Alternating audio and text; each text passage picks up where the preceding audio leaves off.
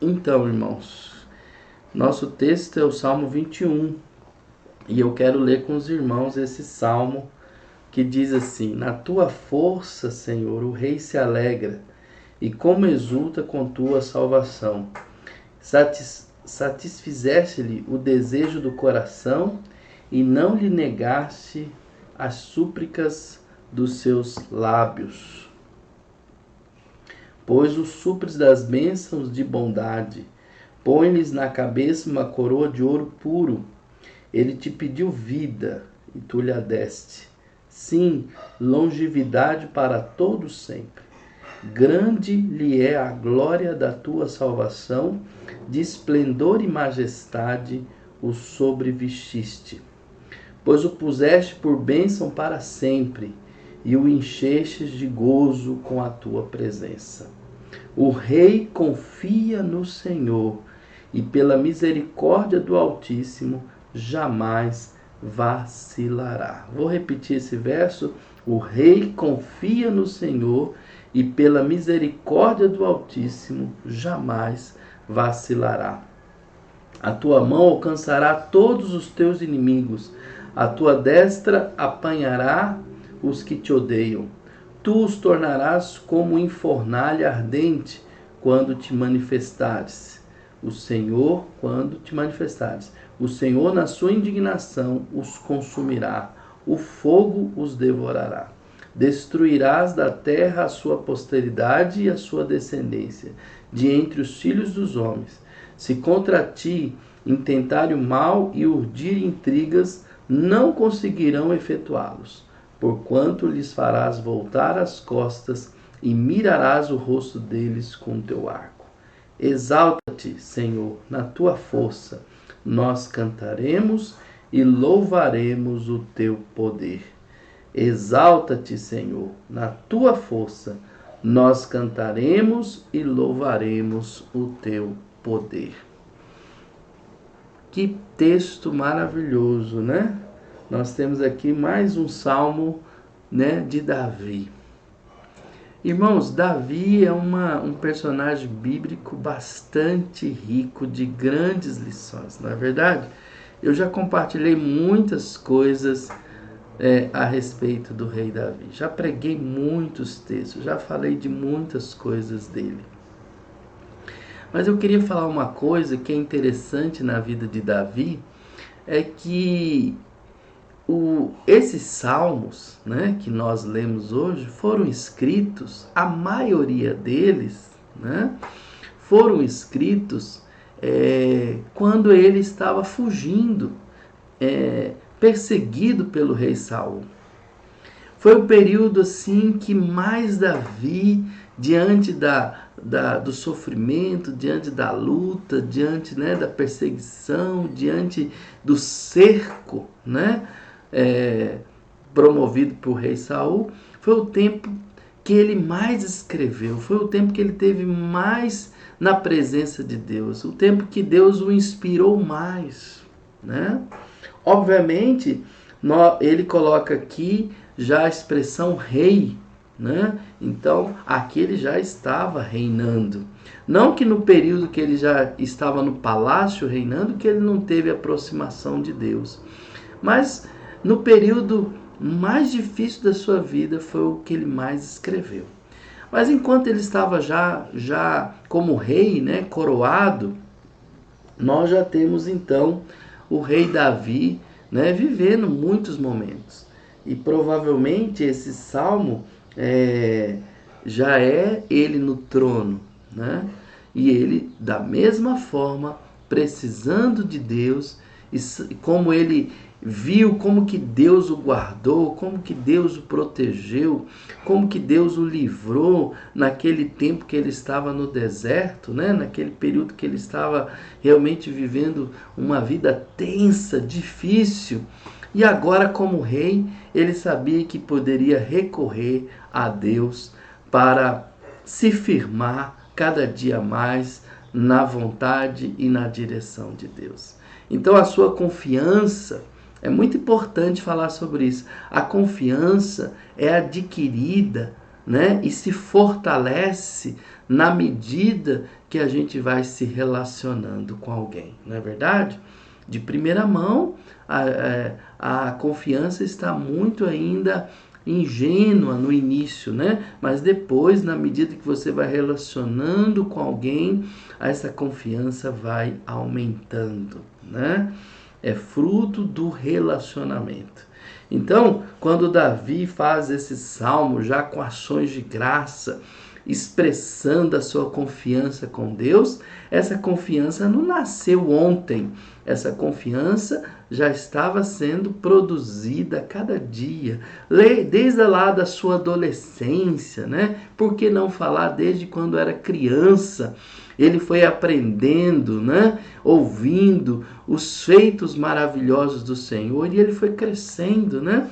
Ali quando ele estava pastoreando, cuidando do rebanho do Pai, quantas vezes ele se sentiu ameaçado, né? Eu já falei isso, que ele gostava ali de estar provavelmente treinando suas estilingadas ali enquanto cuidava das ovelhas do Pai. Ele defendeu essas ovelhas de ursos, leões, né? Provavelmente lobos, enfim, todo tipo de animal que pudesse ameaçar aquele rebanho, ele estava ali. E ali ele foi, né, adquirindo, vendo a proteção, aqueles salmos, né? O Senhor é meu pastor, nada me faltará. Que salmo, né, reconhecido no mundo todo, né? Um salmo assim brilhante que quando a gente lê, tem gente que já até decorou esse salmo e é um salmo maravilhoso falando do cuidado de Deus, do pastoreio de Deus na nossa vida. E você acha que Davi criou essa confiança no pastoreio de Deus como? Do nada? Não! Foi sendo alimentado, foi sendo fortalecido a cada dia, e Deus foi colocando no seu coração, sabe? Essa graça mesmo, irmãos. Então esse Salmo 21, quando Davi começa dizendo, na tua força, Senhor, o rei se alegra, e como exulta com a tua salvação, que maravilhoso, irmãos. E o versículo 2, satisfizesse-lhe o desejo do coração, e não lhe negasse as súplicas dos seus lábios, pois supres das bênçãos de bondade, põe-lhes na cabeça uma coroa de ouro puro, ele te pediu vida, e tu lhe a deste. Ai, que coisa maravilhosa, irmãos. É nesse sentido que nós temos que ter a confiança. E aí eu te pergunto, em que você deposita a sua confiança? Hein? Em que? Há pessoas que confiam nos seus tesouros acumulados, né? Há pessoas que confiam nos seus bens materiais, né? Há pessoas que confiam nas promessas das pessoas, confiam nas promessas dos políticos, né? Confiam. E se apegam somente nisso, né? Não há mais outra coisa. Também há aqueles que confiam numa liderança religiosa. Eu não estou dizendo que o pastor ele não deve ser uma pessoa de confiança ou líder religioso, não é isso. Mas tem gente que só olha para essa pessoa, né? Sua confiança está total nela. E se essa pessoa vacilar? E se essa pessoa escorregar? E se essa pessoa te decepcionar? E aí, acabou a sua vida? Olha, irmão, se a gente não confiar em Deus, a gente não fica em pé. A gente não fica em pé.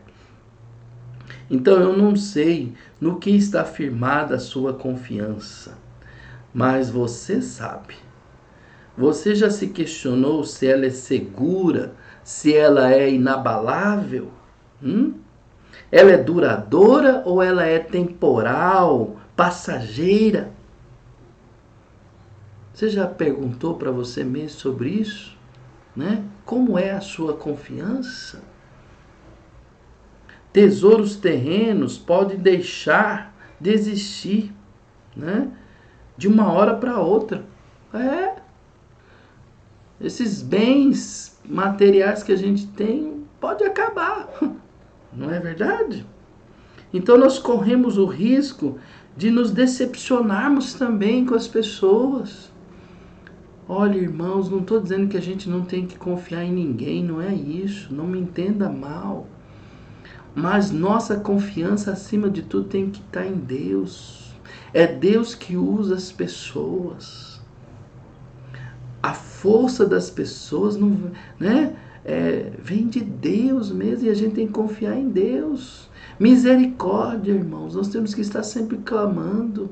Misericórdia de Deus pelas nossas vidas. Orarmos pelas pessoas nas quais Deus tem colocado na nossa vida, para que elas sejam, né, andem no caminho do Senhor. É o que eu peço a Deus todos os dias. Deus, tenha misericórdia da minha vida. Eu não sou nada, eu sou pequeno, mas eu estou aqui humildemente reconhecendo, ó Deus, para servir o Senhor de todo o meu coração. Posso errar, Senhor, eu falho, mas o Senhor é o meu Deus, é o meu Senhor.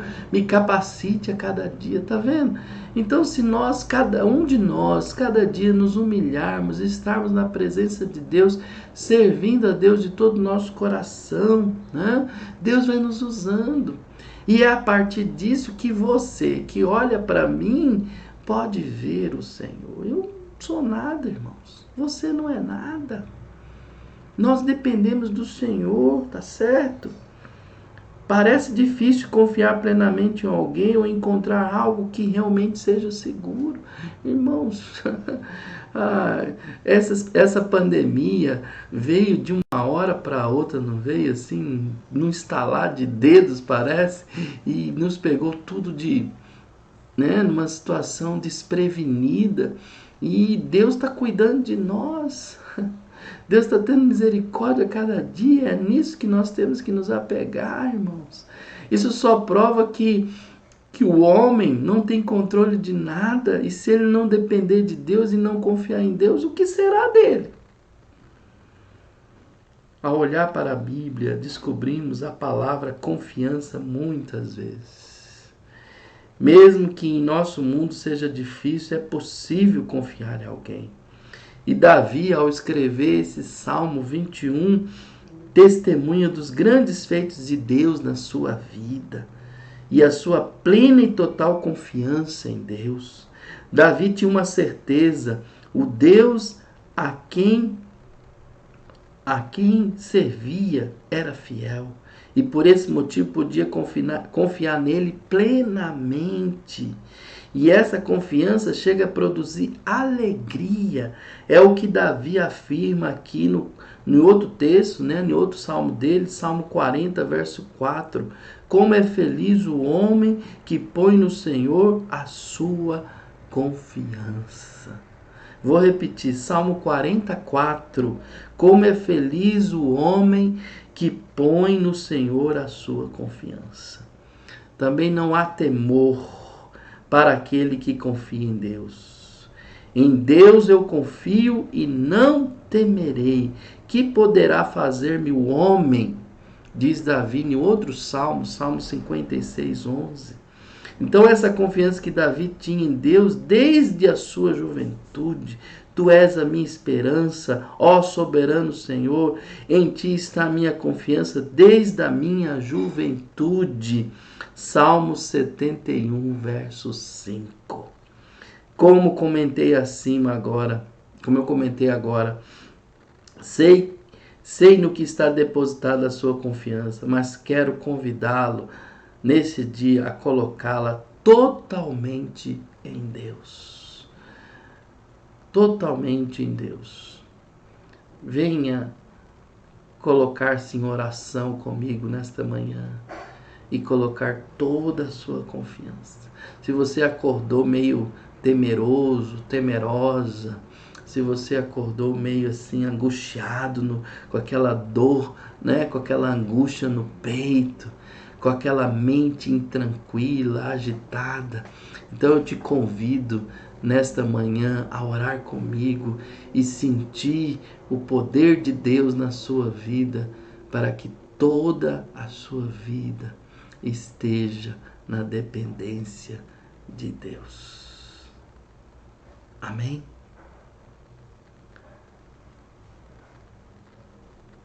Mesmo que você já passou por momentos de falhas, mesmo que você já passou por momentos de decepcionar, né, a Deus, mesmo que você já passou por momentos que você não conseguiu cumprir as promessas que você tinha feito a Deus, mesmo que você já vacilou em algum momento,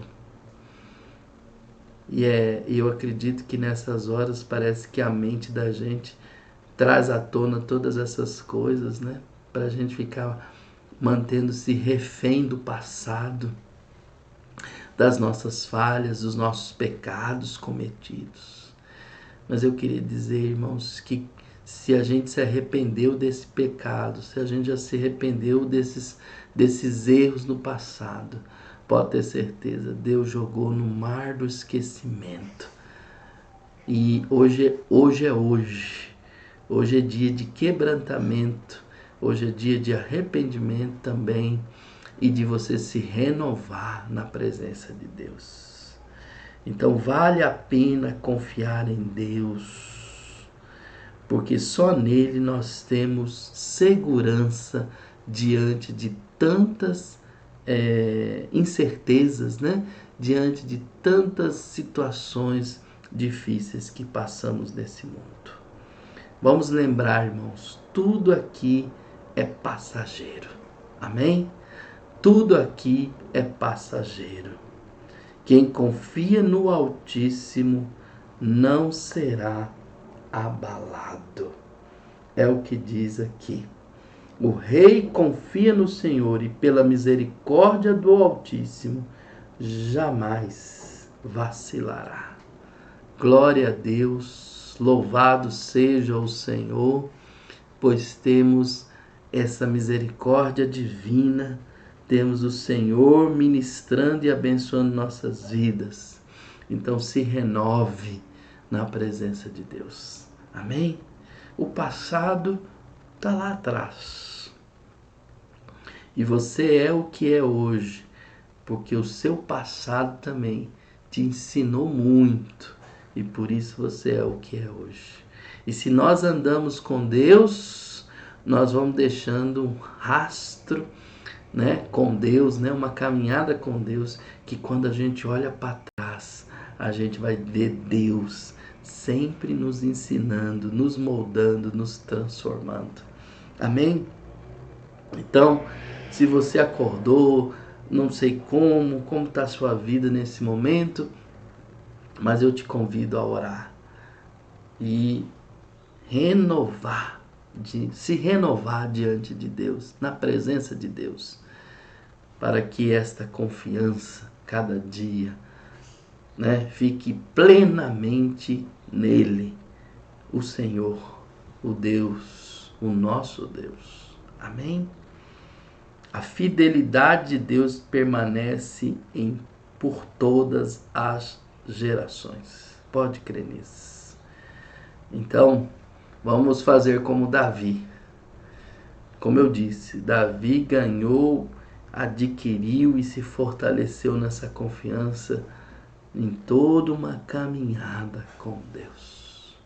Então não vamos perder a oportunidade de hoje aprender mais de Deus, reconhecer mais o Senhor e agir mais na dependência dele. Amém?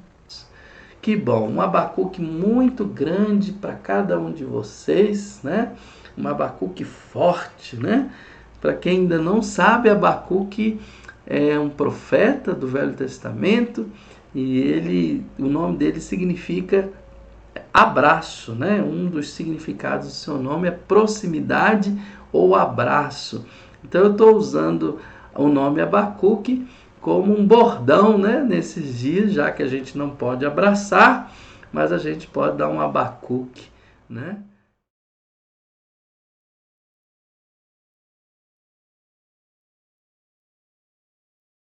A alegria de vê-los participando com a gente. Amém? Então eu quero começar a nossa meditação hoje no texto que está aí no Stories ao vivo aí do nosso Instagram, o texto de Neemias, capítulo 8, do versículo 1 ao 12. Para tanto, eu quero orar, pedindo a Deus para nos dirigir nessa tarde, nos mostrar a Tua vontade, nos iluminar, para que possamos ser bênção na vida de todos vocês. Amém? Vamos orar. Senhor, muito obrigado por essa tarde, por esse tempo precioso que nós temos aqui para servir o Senhor, para ministrar a Tua boa e preciosa palavra, para alimentar a nossa vida espiritual e para fortalecer nosso relacionamento com o Senhor e fortalecer a comunhão da igreja. Esteja dirigindo nossos passos aqui, tudo que iremos falar, ministrar, orar, seja na dependência do Senhor, porque de nós nada temos, mas queremos ser instrumentos, queremos ser um canal de bênção nas mãos do Senhor. Esteja usando e capacitando a minha vida para o louvor do Teu nome, no nome de Jesus. Amém e amém. Amém, irmãos? Então vamos lá para o nosso texto, Neemias capítulo 8, do versículo 1 ao versículo 12, tá certo? Vou pegar aqui o nosso texto e ler com os irmãos. Diz assim: Em chegando o 7º mês e estando os filhos de Israel nas suas cidades, todo o povo se ajuntou como um só homem na praça, diante da porta das águas, e disseram a Esdras, o escriba, que trouxesse o livro da lei de Moisés, que o Senhor tinha prescrito a Israel. Esdras, o sacerdote, trouxe a lei perante a congregação, tanto de homens como de mulheres, e de todos os que eram capazes de entender o que ouviam. Era o 1º dia do 7º mês. E leu no livro diante da praça que está fronteira à porta das águas, desde a alva até o meio-dia, perante homens e mulheres, e os que podiam entender, e todo o povo tinha os ouvidos atentos ao livro da lei. Esdras, o escriba, estava num púlpito de madeira que fizeram para aquele fim. Estavam em pé junto a ele, à sua direita, Matitias, Sema, Anaías, Urias, Ilquias, Maacéias, e à sua esquerda, Pedaías, Misael, Malquias, Azum, Rasbadana, Zacarias e Mesulão. Esdras abriu o livro à vista de todo o povo, porque estava acima dele. Abrindo ele, todo o povo se pôs em pé. Esdras bendisse ao Senhor, o grande Deus, e todo o povo respondeu: Amém, Amém. E levantando as mãos, inclinaram-se e adoraram o Senhor com o rosto em terra. E Jesua, Bani, Serebias, Jamim, Acube, Sabitai, Odias, Maacéias, Quelita, Azaria, Josabade, Hanã, Pelaías, e os levitas ensinavam o povo na lei, e o povo estava no seu lugar. Leram no livro, na lei de Deus, claramente dando explicações de maneira que entendessem o que se lia. Neemias, que era o governador, e Esdras, o sacerdote escriba, e os levitas, que ensinavam todo o povo, lhe disseram: Esse dia é consagrado ao Senhor vosso Deus, pelo que não pranteeis nem choreis, porque todo o povo chorava, ouvindo as palavras da lei. Disse-lhes mais: Ide, comei carnes gordas, tomai bebidas doces, e enviai porções aos que não têm nada preparado para si, porque esse dia é consagrado ao nosso Senhor. Portanto, não vos entristeçais, porque a alegria do Senhor é a vossa força. Vou repetir: porque a alegria do Senhor é a vossa força. Os levitas fizeram calar todo o povo, dizendo: Calai-vos, porque este dia é santo, e não estejais contristados. Então todo o povo se foi a comer, a beber, a enviar porções e a regozijar-se grandemente, porque tinham entendido as palavras que lhes foram explicadas. Louvado seja o nome do Senhor. Louvado seja o nome do Senhor. Eu queria repetir mais uma vez o finalzinho do verso 10, porque a alegria do Senhor é a vossa força. Amém, irmãos? Que alegria a gente poder falar sobre isso nessa tarde, né? Em nossa vida nós enfrentamos crises, não é verdade? Estamos vivendo uma.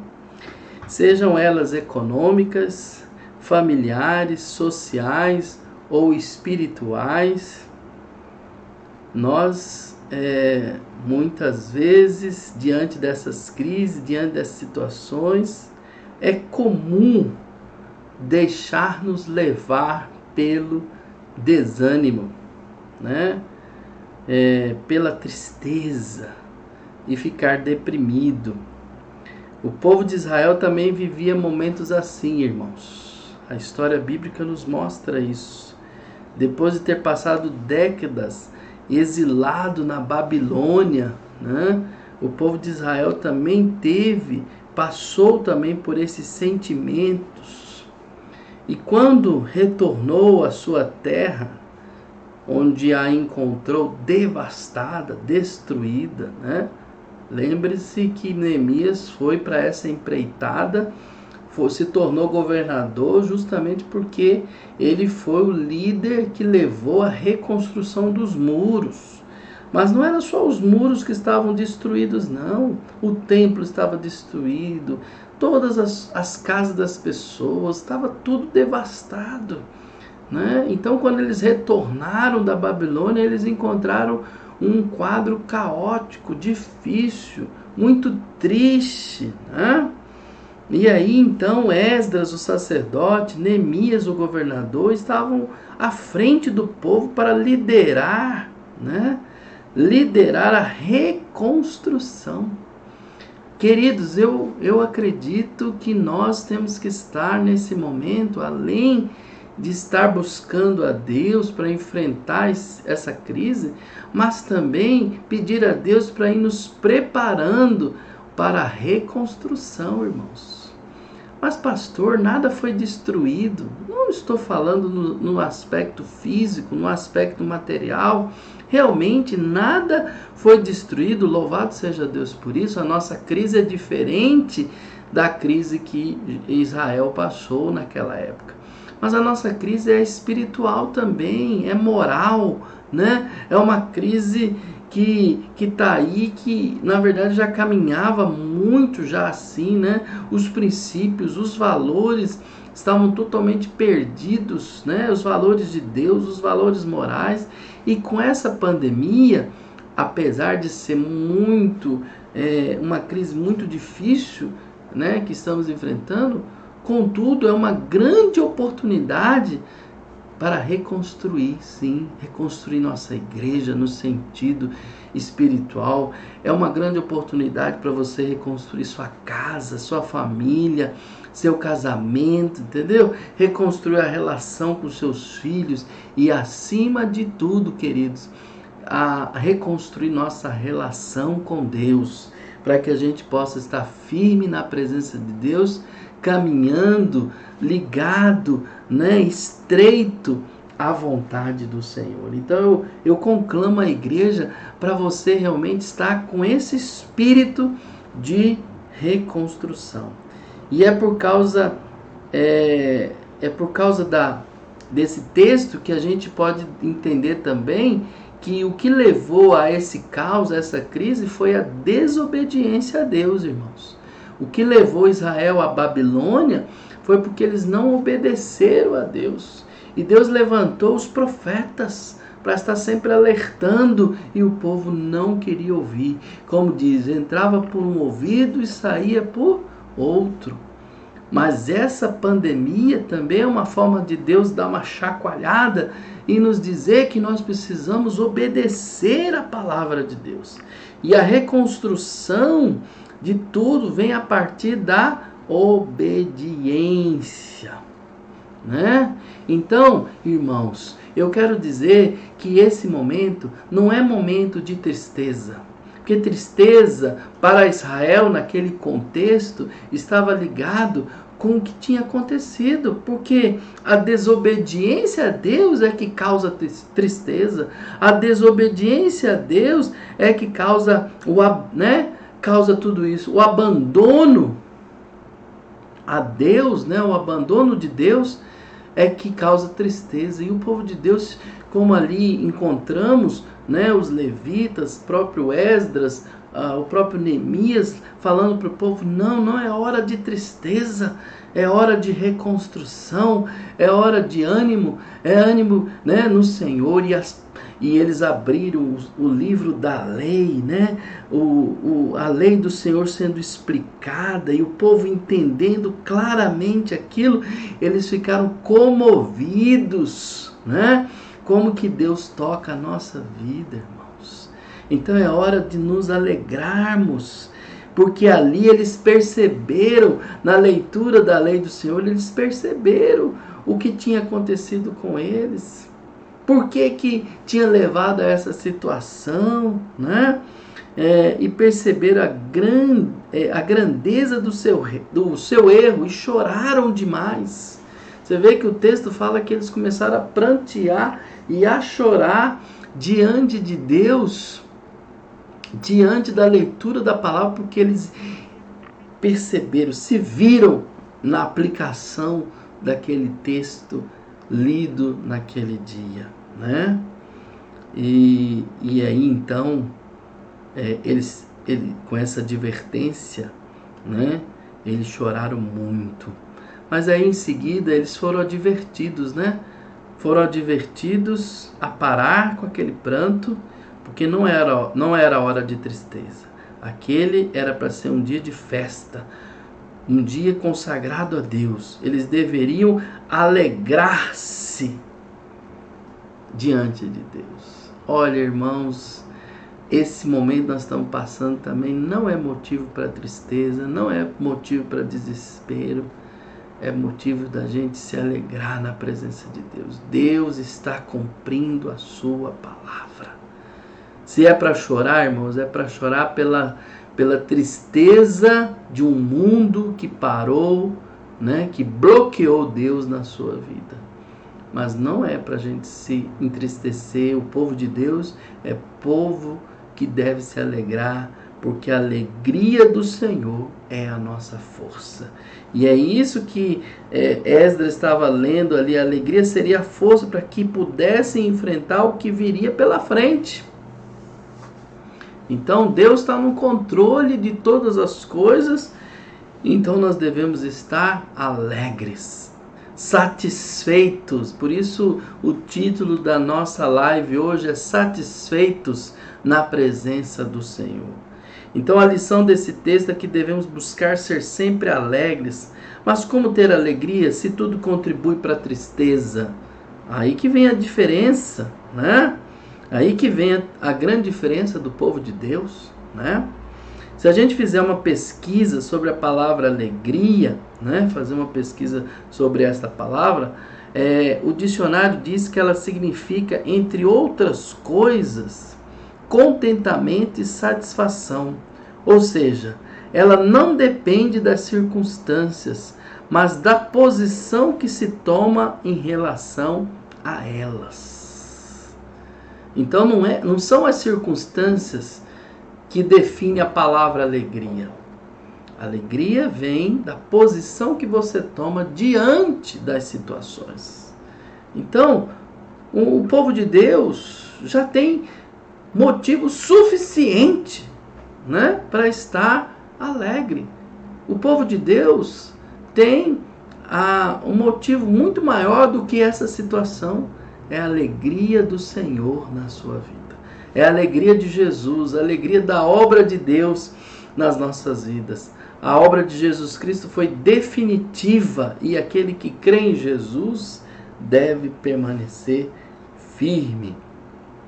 Amém, irmãos? Então, Paulo, falando dos momentos pelos quais passou, tanto de necessidades quanto de fartura, Ele disse que aprendeu a estar contente. Ele fala isso lá em Filipenses 4, de 11 a 13. Então ele passou por escassez, passou por fartura, passou por todas as situações, mas ele aprendeu a estar contente em todas elas. Tinha coisas ruins para enfrentar, mas estava satisfeito com tudo que lhe acontecia. E essa satisfação é o que precisamos cultivar no nosso interior, né? O tempo todo. Nós temos que dizer as palavras do apóstolo Paulo lá em Filipenses: tudo posso naquele que me fortalece. Então, essa satisfação é o que precisamos. Quando somos gratos, mesmo não tendo tudo o que queremos, tornamos-nos pessoas alegres. Se as circunstâncias é ruim ou se desagradamos a Deus, lembremos que o nosso Senhor é maior do que tudo isso. Então nós vamos olhar para Ele e nos alegrar. Irmãos, é motivo agora de manter o foco em Jesus. Como diz o autor de Hebreus, que Jesus é o autor e o consumador da nossa fé. Então não tire os seus olhos de Jesus. Mantenha-se firme na presença dele. Então, ser alegre é estar satisfeito em qualquer situação. Irmão, irmã, meu amigo, minha amiga que está me ouvindo nessa live, é tempo de louvarmos a Deus. Hoje é tempo de louvarmos a Deus. Hoje é tempo de nos alegrarmos na presença de Deus. Hoje é tempo, e sempre é tempo, de adorar o Senhor.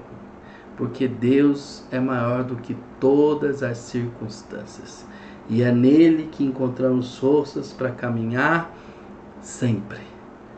Então, que o Senhor renove suas forças. E aí você possa dizer com alto, claro e bom som: o Senhor é a minha força, o Senhor é a minha alegria. Torne isso palavras certas e claras na sua vida, meu irmão. Não deixe que nada o abata, né? Não deixe que nada venha te enfraquecer. Renove suas forças no Senhor e encontre forças nele.